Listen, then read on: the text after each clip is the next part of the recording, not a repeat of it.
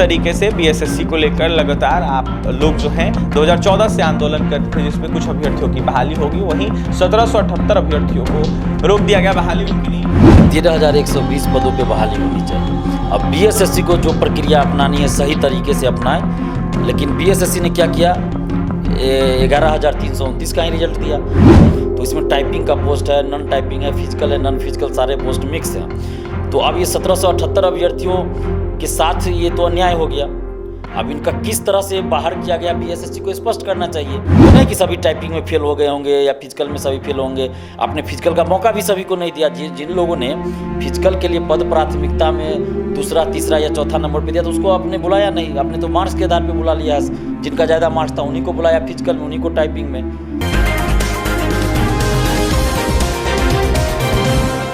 नमस्कार, NBC 24 news देख रहे हैं आप। मैं हूं आपके साथ अभिषेक। बीएसएससी के 1778 अभ्यर्थी लगातार इंतजार कर रहे हैं बहाली को लेकर, लेकिन अभ्यर्थियों की बहाली नहीं हो रही है। लगातार विभाग जा रहे हैं, आंदोलन कर रहे हैं, लेकिन तब भी विभाग के अधिकारी उन अभ्यर्थियों की बात नहीं सुन रहे हैं, ना ही सरकार तमाम अभ्यर्थियों की बात सुन रहे हैं। छात्र नेता दिलीप जो है बीएसएससी के मुद्दे को लगातार उजागर करते रहे हैं और लगातार तमाम अभ्यर्थियों का साथ देते रहे हैं। दिलीप हमारे साथ हमारे स्टूडियो में आज बात करने के लिए जुड़ेंगे। दिलीप जी, जिस तरीके से बीएसएससी को लेकर लगातार आप लोग जो हैं 2014 से आंदोलन करते थे, जिसमें कुछ अभ्यर्थियों की बहाली होगी, वहीं 1778 अभ्यर्थियों को रोक दिया गया, बहाली उनकी नहीं हो रही, क्या कहिएगा? देखिए, हमारी एक लाइन में अगर कहे तो ये मांग है शुरू से कि 13,120 पदों पे बहाली होनी चाहिए। अब बीएसएससी को जो प्रक्रिया अपनानी है सही तरीके से अपनाएं, लेकिन बीएसएससी ने क्या किया, 11,329 का ही रिजल्ट दिया। उसमें जो काउंसलिंग करवा चुके थे 1778 अभ्यर्थियों को बाहर कर दिया गया। तो इसमें टाइपिंग का पोस्ट है, नॉन टाइपिंग है, फिजिकल है, नॉन फिजिकल, सारे पोस्ट मिक्स हैं। तो अब ये 1778 अभ्यर्थियों के साथ ये तो अन्याय हो गया। अब इनका किस तरह से बाहर किया गया बीएसएससी को स्पष्ट करना चाहिए। आपको इसमें से सभी तो अयोग्य नहीं होंगे। ऐसा तो नहीं कि सभी टाइपिंग में फेल हो गए होंगे या फिजिकल में सभी फेल होंगे। आपने फिजिकल का मौका भी सभी को नहीं दिया। जिन लोगों ने फिजिकल के लिए पद प्राथमिकता में दूसरा, तीसरा या चौथा नंबर पे दिया, तो उसको आपने बुलाया नहीं। आपने तो मार्क्स के आधार पे बुला लिया। जिनका ज़्यादा मार्क्स था उन्हीं को बुलाया फिजिकल में, उन्हीं को टाइपिंग में। तो ये प्रक्रिया इनकी गलत है। तो इसलिए हम ये मांग करते हैं बीएसएससी से और सरकार से कि आप 1778 अभ्यर्थियों के साथ न्याय कीजिए और इस देखिए कि क्यों आपने बाहर किया। और जो भी इसमें 1778 के साथ न्याय होना चाहिए और मेरिट में अगर ये शामिल हो सकते तो कीजिए, और होना भी चाहिए। जब आपने काउंसलिंग करवाया इनका, तो जाहिर सी बात है मार्क्स ज़्यादा था तो आपने काउंसलिंग करवाया ना। और 1757 सीट खाली है, सबसे बड़ी बात की सीट खाली है। तो इनको 600 के आसपास तो फिजिकल का सीट खाली है। तो इनको न्याय करना चाहिए और स्पष्ट करना चाहिए कि क्या वो बीएसएससी कर रही है। सरकार को भी इस पर दिशा निर्देश देना चाहिए। और मैं ये कह रहा हूँ कि सीट भरना चाहिए 13,120। किसी का अगर मार्क्स कम होगा, अगर मान लीजिए कोई टाइपिंग में फेल होगा, तो टाइपिंग वाला पोस्ट तो नहीं मिलेगा उसको, भले काउंसलिंग करवा ले। ये तो सब जान रहे हैं ना।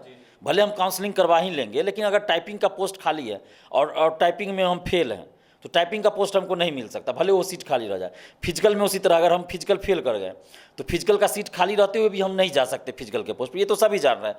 लेकिन बीएसएससी को ये करना चाहिए था ना कि अगर फिजिकल का पोस्ट खाली है तो फिजिकल का मौका दीजिए दूसरे को। आप जो अभ्यर्थी है 1778 अभ्यर्थी है, उनमें से आपने जिनको मौका नहीं दिया उनको दीजिए। फिर सेकेंड काउंसलिंग आप करवाइए, उनको फिजिकल का मौका दीजिए, सेकेंड काउंसलिंग करवाइए, वेटिंग लिस्ट जारी कीजिए।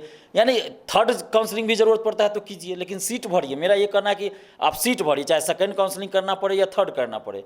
आप 13,120 पदों को भर दीजिए। हम लोग यही मांग कर रहे हैं। लगातार तेजस्वी यादव कह रहे हैं कि हम रोजगार बिहार में दे रहे हैं। उनका यह साफ कहना है कि जो बहाली है वो लगातार हम कर रहे हैं और केंद्र सरकार हमको फॉलो कर। देखिए, अब ये तो राजनीतिक बयान दे रहे होंगे। जो भी देश हर कोई बोलता है, चाहे नरेंद्र मोदी जी हो, तेजस्वी यादव जी हो, सुशील मोदी हो या नीतीश जी हो, सब कोई अपना बोलते हैं। उन पर हम नहीं ज़्यादा टिप्पणी करेंगे, लेकिन हम यही कहेंगे, तेजस्वी यादव जी से भी हम यही आग्रह करेंगे कि आप शिक्षा रोजगार की बात करते हैं, अच्छी बात है, करना भी चाहिए। तो कम से कम ये बीएसएससी जो 2014 की वैकेंसी है, इसको सीट भरवा दीजिए कि 13,120 पद पे बहाली पूरा हो जाए। तो ये और वेटिंग लिस्ट का भी हम मांग इसलिए कर रहे हैं कि बहुत सारे लोग ज्वाइन नहीं कर रहे हैं। अभी बहुत सारे लोगों को ज्वाइन भी नहीं करा गया, और ज्वाइन करने के बाद भी बहुत लोग इस्तीफा दे देंगे जिनका बीपीएससी में या कहीं और हो जाएगा। और बहुत लोग ज्वाइन भी नहीं कर रहे हैं क्योंकि उनका कहीं और सिलेक्शन हो गया। तो वेटिंग लिस्ट भी बीएसएससी जारी करे और इस पर तेजस्वी यादव जी को आगे बढ़ के एक्शन लेना चाहिए, क्योंकि बहुत बार छात्र भी वहाँ गए हैं तेजस्वी जी के आवास पे।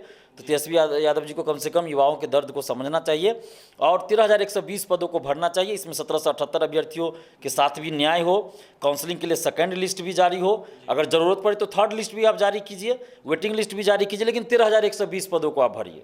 बिल्कुल 13,120 पदों को भरिए, तमाम अभ्यर्थियों की बहाली कीजिए। जिस तरीके से बहाली निकाली गई थी 2014 की जो वैकेंसी है वो है, और जिसमें कुछ ही अभ्यर्थियों की बहाली हुई है और कहीं ना कहीं 1778 अभ्यर्थी रह गए। तमाम अभ्यर्थियों की जो है उम्र पार हो गई है। वहीं 1778 अभ्यर्थियों के साथ अन्याय न करे सरकार, जल्द से जल्द बहाली कर दे। फिलहाल क्या कुछ कह रहे थे छात्र नेता दिलीप, आपने सुना है, तमाम बातें जो है आपने सुनी है। लगातार जो है छात्र हित का जो मुद्दा है वो उठाते हैं, वहीं BSSC के अभ्यर्थियों के साथ लगातार तत्पर रहते हैं, खड़े रहते हैं। फिलहाल और भी तमाम खबरों के लिए बने रहें NBC 24 के साथ। हमारे चैनल को सब्सक्राइब करें, पेज को लाइक करें। बहुत बहुत धन्यवाद।